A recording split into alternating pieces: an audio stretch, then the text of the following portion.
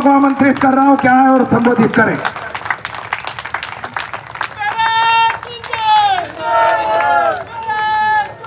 भैया भैया हेलो, इधर सारे लग रहे हैं, आप तो बताओ सामने। राजस्थान में अपनी व्यंग्यात्मक कटाक्ष जो बीजेपी के लिए करके मोरिया बुलवाने वाले हमारे प्रदेश कांग्रेस कमेटी के प्रदेश अध्यक्ष साहब गोविंद सिंह डोटासरा जी आप आए और अपना ऊर्जात्मक उद्बोधन हमें दें। की पावन धरती पे डॉक्टर अनिल जय हिंद साहब का हम सब की ओर से, पूरे प्रदेश की ओर से बहुत बहुत हार्दिक स्वागत, बहुत बहुत अभिनंदन। इस कार्यक्रम में हमारे नेता प्रतिपक्ष मेरे भाई सम्माननीय टीकाराम जूली साहब, इस प्रदेश के ओबीसी डिपार्टमेंट के प्रदेशाध्यक्ष भाई हरसाव यादव जी, हमारे प्रभारी ओबीसी जितेंद्र बघेल जी, हमारे डायनेमिक कांग्रेस के लीडर प्रहलाद गुंजल जी, कि कितने ओबीसी के कितने हमारे मीडिया के अंदर कितने लोग हैं, आईएएस कितने हैं, आईपीएस कितने हैं, उद्योगपति कितने हैं, बड़े पदों पर कितने बैठे हैं, विदेशों में कितने लोग व्यापार कर रहे हैं, आप बताइए ओबीसी के कितने लोग हैं। प्रमाण देके कहा कि समय आ गया कि ओबीसी, एससी, एसटी, पिछड़े वर्ग, ईबीसी, ईडब्ल्यूएस सब लोगों को न्याय मिलना चाहिए और उनका जो हक बनता है इस देश में उसका हक उनको मैं दिला करके रहूंगा। एक ही बात वो कहते हैं कि कांग्रेस पार्टी तपस्या की पार्टी है।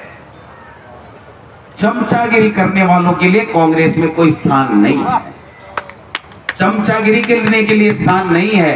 वो कहते हैं मेहनत करो, जनता के बीच में रहो, जनता के सुख दुख में भागीदार बनो, उनके मुद्दों को ताकत दो और सरकार के आंख में आंख मिला करके बात करो कि तुमको ये काम करना पड़ेगा। क्यों कहा राहुल गांधी जी ने कि कांग्रेस राजस्थान में ठीक काम कर रही है? वो इसलिए कहा कि आप में वो ताकत है कि आप मोदी जी हो चाहे बीजेपी के नेता हो, राजस्थान के तमाम कांग्रेस के नेता और कार्यकर्ता आंख में आंख डाल करके जय हिंद साहब बात करना जानते हैं और बात करना पसंद करते हैं, वो किसी से डरते नहीं।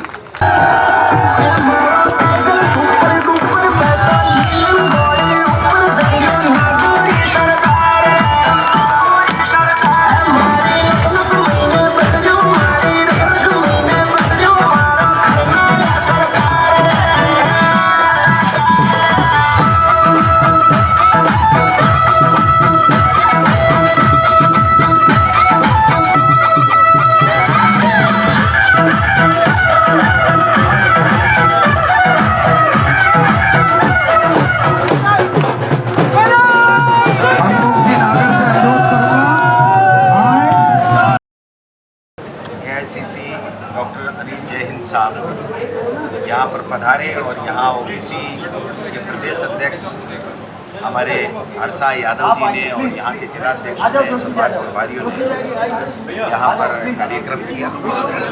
हजारों की संख्या के अंदर कार्यकर्ता आए और किस प्रकार से ओबीसी के हितों के साथ में इस केंद्र की सरकार की आवाज गूंजेगी इसको जा रहा है, उस बात की चर्चा की गई। और आपने देखा होगा कि राहुल गांधी जी पहले दिन से ये कह रहे हैं कि जिसकी जितनी हिस्सेदारी उसकी उतनी भागीदारी और ओबीसी की जातिगत जनगणना होनी चाहिए। और जातिगत जनगणना के लिए और हिस्सेदारी के लिए राहुल गांधी जी ने जो अभियान चलाया उसमें आखिरी में मोदी जी को हार माननी पड़ी और स्वीकार करना पड़ा, घोषणा करनी पड़ी। लेकिन आज भी उनके मन में बेईमानी है। जो जातिगत जनगणना हो रही है उसमें कोई कॉलम अभी तक जातिगत जनगणना का नहीं दिया गया। हमारे ओबीसी डिपार्टमेंट हर स्टेट के अंदर जाकर के और ओबीसी के लोगों की हितों की लड़ाई लड़ रहा है। हम सब उनके साथ मिलकर के, जो ओबीसी के साथ, एससी एसटी के साथ में, ईडब्ल्यूएस के साथ में, गरीबों के साथ में जो अत्याचार हो रहा है, उनको नौकरियों में जो उनका आरक्षण खत्म किया जा रहा है, उनके लिए कोई योजनाएं नहीं बन रही हैं, बजट का प्रावधान उनके कल्याण के लिए हो नहीं रहा है। और केवल उनके ऊपर अत्याचार, अपराध और जो उनका शोषण किया जा रहा है उसके खिलाफ ये मुहिम कांग्रेस पार्टी ने पूरे हिंदुस्तान में अलग जगह रखी है, मुहिम चला रखी है। राजस्थान के अंदर भी हम सब मिल करके यहाँ पर ओबीसी, SC, ST, EWS, गरीब, स्वर्ण सबकी लड़ाई लड़ रहे हैं। उनके बोलता है, कोई आंदोलन करता है, कोई व्हाट्सएप के ऊपर अपनी कोई भावना व्यक्त करता है तो उनको कुचला जा रहा है, उनके खिलाफ पुलिस के केस बनाए जा रहे हैं। यहाँ पर लोगों का जो किसान है उनकी फसलें बर्बाद हुई, उसका मुआवजा नहीं दिया जा रहा है। कोटा का कोचिंग उद्योग पूरी तरीके से जो राजस्व 6500 करोड़ के लगभग था वो आधा हो गया है, उसके ऊपर कोई ध्यान नहीं है। कोचिंग के लिए कंट्रोल के लिए जो कानून लाए वो कानून भी ऐसा लाए कि कोचिंग माफियाओं को संरक्षण मिले। जैसे नीट के अंदर कोचिंग माफियाओं को धर्मेंद्र प्रधान जी और NTA पूरा संरक्षण दे रहा था। राहुल गांधी जी ने 2024 में कहा था कि नीट का पेपर आउट हो रहा है, 24 का हुआ, 25 का हुआ, 26 का हुआ, और मैं समझता हूं कि फिर भी धर्मेंद्र प्रधान जी का इस्तीफा नहीं लिया जा रहा है। आज CBSE के अंदर धांधली चल रही है, अधिकारियों को, चेयरपर्सन को हटाया जा रहा है, लेकिन धर्मेंद्र प्रधान का इस्तीफा नहीं। आज भी हमारे नेता राहुल गांधी जी ने कहा है कि ये छोटे मोटे जो आप लोग कार्रवाई कर रहे हो इससे बात बनने वाली नहीं है। धर्मेंद्र प्रधान के संरक्षण में, उनकी नॉलेज में ये भ्रष्टाचार हो रहा था, बच्चों के भविष्य के साथ में खिलवाड़ हो रहा था। आपको धर्मेंद्र प्रधान का इस्तीफा लेना पड़ेगा मोदी जी। जब तक आप धर्मेंद्र प्रधान का इस्तीफा नहीं लेंगे तब तक हम लोग मानने वाले नहीं। क्या कांग्रेस मतपत्रों से चुनाव कराने के लिए कुछ व्यवस्था करेगी? ये जो सरपंच के चुनाव है वो तो हमेशा ही मतपत्रों से ही होते थे। केवल पिछली बार इसलिए नहीं हो पाए कि कोरोना के अंदर हम एक साथ नहीं करा पाए। बाकी सरपंचों के चुनाव तो होते हैं, लेकिन मैं तो ये कह रहा हूँ कि चाहे पंचायत राज का चुनाव हो, नगर निकाय का चुनाव हो, MP का चुनाव हो, चाहे MLA का चुनाव कोई भी हो, वो मतपत्र से ही होना चाहिए। EVM तो पूरी तरीके से बीजेपी का हथियार है। चुनाव आयोग भी अब बीजेपी का एक तरीके से प्रवक्ता बन गया, उनका हथियार बन गया। ED, इनकम टैक्स, CBI तो थे ही थे। तो मैं समझता हूँ कि जब न्याय तभी होगा। वोट का जो अधिकार SIR के माध्यम से पूरे देश में खत्म कर रहे हैं, लोकतंत्र की हत्या कर रहे हैं, इसका विरोध कांग्रेस पार्टी करती रही है और आगे भी करती रही। जी का वीडियो सामने आया है, ऑडियो धमकाने वाला है। देखिए, एक वो मंत्री है क्या, चलती है क्या इनकी? ये तो चवन्नी चोर है, चवन्नी चोर है। छोटी छोटी चोरी करते हैं और जब कोई अधिकारी काम नहीं करता है तो उसको बांट के गाड़ियां देते हैं। सरकार है क्या? ये तो सर्कस है। ओबीसी कांग्रेस के चेयरमैन होने के नाते मैं जो अपनी बात रखना चाहता हूँ ओबीसी के मुद्दों पे कि ये जो सरकार बीजेपी की, मोदी की चल रही है पिछले 12 सालों से, ये एक मनोवादी सरकार है और ये गरीब के खिलाफ है, SC के खिलाफ है, ST के खिलाफ है, OBC के खिलाफ है। और इनकी अगर चल जाती, पिछले चुनाव में इन्होंने कहा था हमें 400 सीटें दे दो, अब संविधान बदल देंगे। संविधान बदलने के पीछे एक ही मंशा थी कि जो महात्मा गांधी और नेहरू जी के कार्यकाल में जो बाबा साहब भीमराव अम्बेडकर जी ने इतना बढ़िया संविधान बनाया, जिसकी वजह से आज पिछले 70 सालों में OBC, SC, ST लगातार तरक्की कर रहे हैं, उसको ख़त्म करके जो मनुवाद के समय में जो संविधान चलता था, ये उसको लाना चाहते हैं। और हमारे बहुत से लोगों ने इस चीज़ को भांप लिया। इस देश का जो SC, ST, OBC का जो वर्ग है, जो गरीब है, वो इस चीज़ को समझ रहा है कि ये सरकार, अब राहुल जी ने भी पिछले दिन कह दिया कि इस 1 साल के अंदर अंदर ये सरकार चली जाएगी। और राहुल जी जो कहते हैं वो पत्थर पे लकीर होती है, वो ब्रह्म वाक्य, वेद वाक्य माना जाता है। कोरोना के बारे में जो राहुल जी ने जो बात कही थी, तो उस समय मोदी जी हंस रहे थे, उनके ऊपर मजाक उड़ा रहे थे, ट्रंप को लेकर के आ रहे थे और ट्रंप फिर से राष्ट्रपति बनेगा, उसके सम्मेलन करा रहे थे। लेकिन कोरोना में राहुल जी ने कहा था कि वेंटिलेटर का इंतजाम कर लो, सिलेंडर का इंतजाम कर लो, सुविधाओं का इंतजाम कर लो, मेडिकल की, मोदी जी के कान में जू नहीं रहेगी और उन्होंने नहीं किया, जिसकी वजह से लाखों लोग गए। जीएसटी को लेके, किसान के जो काले कानून को लेकर के और जातीय जनगणना को लेकर के, ये हर सरकार से पता लगता है कि जो आम जो भारतवासी है, जो गरीब है, मध्यम वर्ग है, निम्न वर्ग का है, SC ST और OBC का है, ये उसके खिलाफ है। ये चाहते हैं कि सारे के सारे धन दौलत 2-4 पूंजीपति, अदानी अंबानी जैसे मनुवादी व्यवस्था में होता था, उन्हीं के हाथ में आ जाए और किसान अपने खेत में गुलाम बन के मजदूर बन जाए। वो किसानों के खेत भी छोड़ना चाहते हैं। अभी हरियाणा में आपने देखा किस तरह से उन्होंने गोदामों के ऊपर कब्जा कर लिया अदानी ने।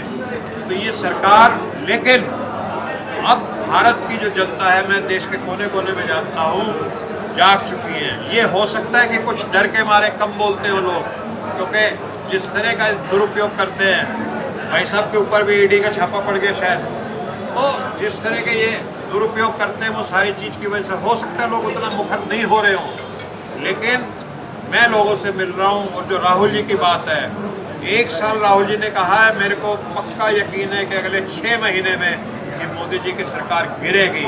और ये तो 2024 में गिर गई होती। करीब 70-75 सीटों की इन्होंने धांधली की है, उसके आंकड़े आए हैं, ये आपने देखा होगा पत्रकारों के सामने रखे हैं। तो ये सरकार ज़्यादा चलने वाली नहीं है। और जिस तरह से राजस्थान के हमारे ये साथी हैं, जो हमारे नेता हैं, जो ये टीम काम कर रही है, जिस तरह से CBSE, मतलब कितनी गड्ढे खोदती है इस बीजेपी की मोदी सरकार ने। वो एक शायर ने भी कहा था ना कि वीराने गुलिस्ता करने को बस एक ही उल्लू काफ़ी है। तो हर शाख पे उल्लू बैठा है। कोई मुख्यमंत्री उठा लो इनका, वो उल्लू की तरह काम कर रहा है, बताया भी अभी हमारे साथियों ने। तो इतने इन्होंने गड्ढे कर दिए, अब जनता इनको ज़्यादा बर्दाश्त करने वाली नहीं है। और ये सरकार बहुत जल्दी जाने वाली है अपने ही पाप के बोझ से। मुझे सिर्फ इतना ही कहना, आप सब आए, इतनी बड़ी संख्या।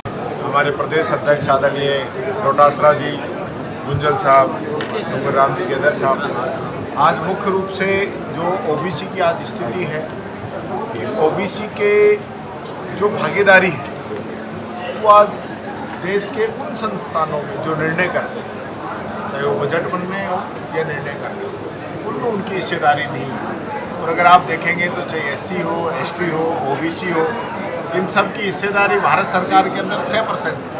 जो बजट बनता है उसमें 6% निर्णय ये लोग करते हैं, बाकी 94% निर्णय दूसरा वर्ग करता है। तो जब इतना बड़ा वर्ग है तो वो अगर निर्णय नहीं करेगा तो वो फिर इस वर्ग का भला कैसे होगा। तो राहुल गांधी जी लगातार इस बात को उठाते रहे हैं। उनके उठाने के बाद मोदी जी ने भी कहा है कि हम जातिगत जनगणना कराएंगे और जिसकी जितनी हिस्सेदारी है उसकी उतनी भागीदारी करने का काम करेंगे। ये सम्मेलन हमारा था। मैं कोटा के परिप्रेक्ष्य में भी कहना चाहूँगा, यहाँ पर श्रोताओं की मौत हुई, सरकार जो है सो ही रही। पहले तो मानने को तैयार नहीं थे। जब 15 दिन बाद इनका सैंपल आए उसमें माना कि ये जो है दवा जो है ये सही नहीं थी, अमानक थी, जिसकी वजह से मौत हुई है। उसके बाद क्या कार्रवाई हुई? अब तो ये भी पता चल गया कि दवा गलत थी, जिसकी वजह से प्रसूताओं की मौत हुई, नवजात बच्चों की मौत हुई, पेट में ही चले गए। तो उसकी जिम्मेदारी किसकी है? कौन लोग थे जो ये दवा खरीद रहे थे? मेडिकल डिपार्टमेंट के कौन लोग हैं जो ये पूरा देखते हैं? पूरा सब लोग मिले हुए। ये मर्डर है, मर्डर। इसमें जो जो लोग शामिल हैं उसमें मर्डर के तहत कार्रवाई की जाए, ये बात मैं कहना चाहूँगा। दूसरा, यहाँ जिस प्रकार की अभी एक प्रिंसिपल साहब थे, वो बाइक से नाले में गिर के मौत, बताइए किसकी जिम्मेदारी है? सीकर के अंदर 2 लोगों को सांड ने मार दिया, किसकी जिम्मेदारी है? 15 दिन पहले जयपुर में 2 वाल्मीकि समाज के युवा सीवरेज के टैंक में उतर के उनकी डेथ हो गई, किसकी जिम्मेदारी है? यानी सिस्टम ही मारने में लगा हुआ है। आम व्यक्ति की जिंदगी की कोई वैल्यू नहीं है, पता नहीं कौन कब मार जाए। ये स्थिति यहाँ पे पैदा हो रही है। और सबसे अहम सवाल जो है, नीट का पेपर लगातार 3 साल लीक हुआ। राजस्थान के अंदर सीकर में जब इसको पकड़ा गया 9 दिन तक मुकदमा दर्ज नहीं किया। किसको बचा रहे हो आप? बीजेपी के पदाधिकारी उसमें शामिल हैं। आपने कार्रवाई क्यों नहीं की 9 दिन तक? आपने जवाब ही नहीं दिया। दूसरा मैं कहना चाहूँगा, अभी CBSE की जो मार्कशीट है, जो कॉपियाँ हैं, उसको ऑन स्क्रीन मार्किंग का इन लोगों ने नया सिस्टम शुरू किया। जिस कंपनी को सिस्टम दिया गया है वो ब्लैक लिस्टेड थी तेलंगाना के अंदर। और उसको बचाने के लिए करंटली जो है उसके नियमों में प्रावधान किया गया। पुराना कुछ भी किया हो पिछले साल सही होनी चाहिए, और फिर उस कंपनी को ठेका दिया गया जिसने जो है लाखों बच्चों का 98 लाख बच्चों ने पेपर दिया है CBSE। 7 साल में सबसे कम रिजल्ट आया है, लगभग 3.5% जो है रिजल्ट अब की बार कम आया है। और आप समझते हैं कि अगर उन बच्चों के 75% से कम नंबर आए तो चाहे IIT हो, NIT हो, चाहे आपकी IIIT हो, उनका सिलेक्शन नहीं हो पाएगा। वो मेहनत करने के बाद भी पिछड़ रहे हैं, और बच्चा ट्वीट करता है तो वो पाकिस्तानी है। आप देखिए क्या इस देश के अंदर चल रहा है। मैं मीडिया के माध्यम से आम पब्लिक से भी ये बात कहना चाहूँगा कि अगर कोई भी व्यक्ति आवाज़ उठाता है तो उसको पाकिस्तानी बता दिया जाता है, उसको देशद्रोही बता दिया जाता है। ये देश है, ये संविधान है, ये लोकतंत्र है। तानाशाही चल रही है, तानाशाही। बंगाल के अंदर क्या इन लोगों ने नहीं किया? वहाँ बताइए, आप सांसदों को पीटा जा रहा है। कमाल हो गई। कोई देखने वाला नहीं है, कोई सुनने वाला नहीं है। क्या कानून का राज नहीं है? हार जीत चलती रहती है। ऐसा तो पहले कभी नहीं हुआ जैसे ये लोग कर रहे हैं देश के अंदर। तो इस तानाशाही से छुट्टी जो है इनकी होनी तय। हमारे नेता राहुल गांधी जी आए पश्चिम शिविर में भी क्या किया गया।